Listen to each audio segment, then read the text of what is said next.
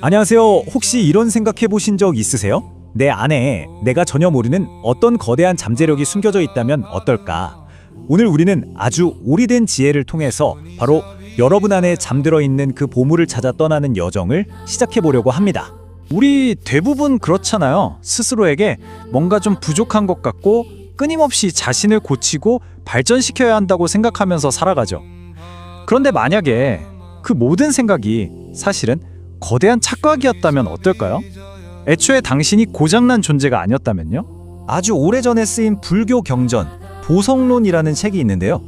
바로 그 질문에 대해 우리가 보통 생각하는 것과는 전혀 다른 아주 근본적이고 어떻게 보면 좀 급진적인 관점을 제시합니다.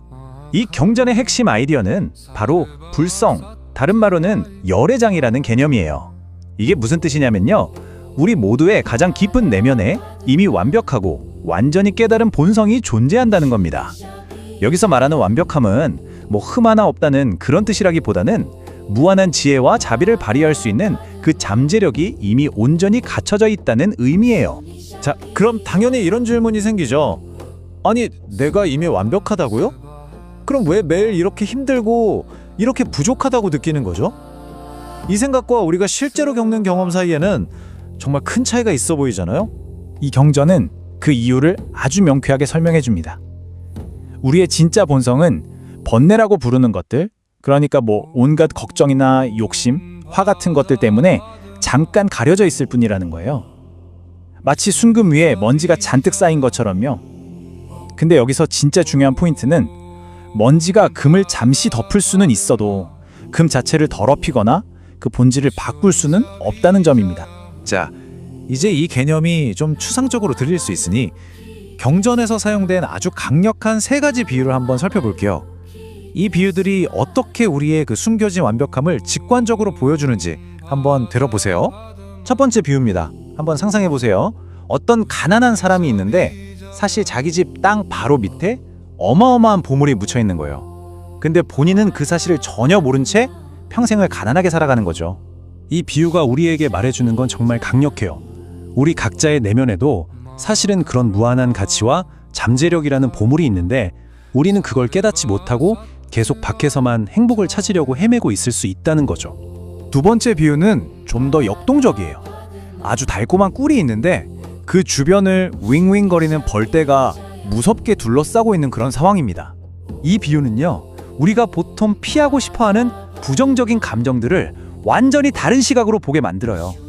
분노, 질투, 슬픔 같은 감정들이 그냥 우리를 괴롭히는 벌떼가 아니라 사실은 그 안에 있는 지혜라는 아주 달콤한 꿀을 지키고 있는 일종의 경호원일 수 있다는 거죠. 정말 놀라운 관점의 전환 아닌가요? 그리고 3번째, 제가 생각하기에 가장 강력한 비유입니다. 순금이 아무리 더러운 진흙탕이나 오물 속에 빠져 있다고 해도 금의 본질적인 순수함은 절대로 변하지 않는다는 거예요. 그래서 이 비유가 우리에게 주는 핵심 메시지는 바로 이거예요.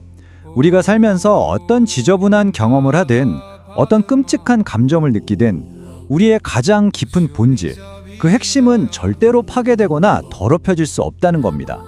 정말 엄청난 희망의 메시지죠. 우리의 본성은 불멸이라는 거니까요. 그렇다면 대체 왜 이런 가르침이 그토록 중요했을까요? 이 사상이 어떤 목적을 가지고 있었는지, 그리고 이게 실질적으로 우리에게 어떻게 적용되는지 한번 알아보겠습니다. 불교에 대해 좀 아시는 분이라면 아마 이런 질문이 떠오를 수 있어요.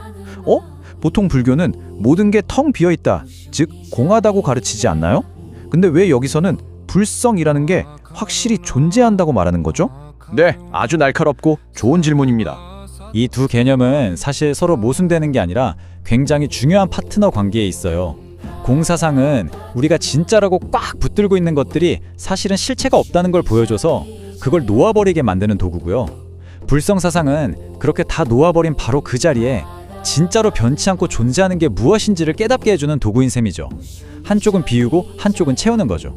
좀 더 구체적으로 말하자면요, 이 불성 사상은 우리가 쉽게 빠지는 5가지 마음의 병을 치유하기 위해 만들어졌어요. 예를 들어 에이, 나 같은 사람이 어떻게 깨달아 하고 스스로를 깎아내리는 마음이나 반대로 저 저 사람은 글렀어 하고 남을 무시하는 오만한 마음 같은 것들을 바로 잡아주는 거죠. 그러니까 이게 그냥 어려운 철학이 아니라 우리 마음의 문제를 해결하기 위한 아주 실용적인 처방전이었던 겁니다. 자, 그럼 이제 이 모든 이야기를 우리 각자의 삶으로 다시 가져와 볼까요? 이 오래된 지혜가 오늘을 살아가는 우리에게 과연 어떤 의미가 있을까요?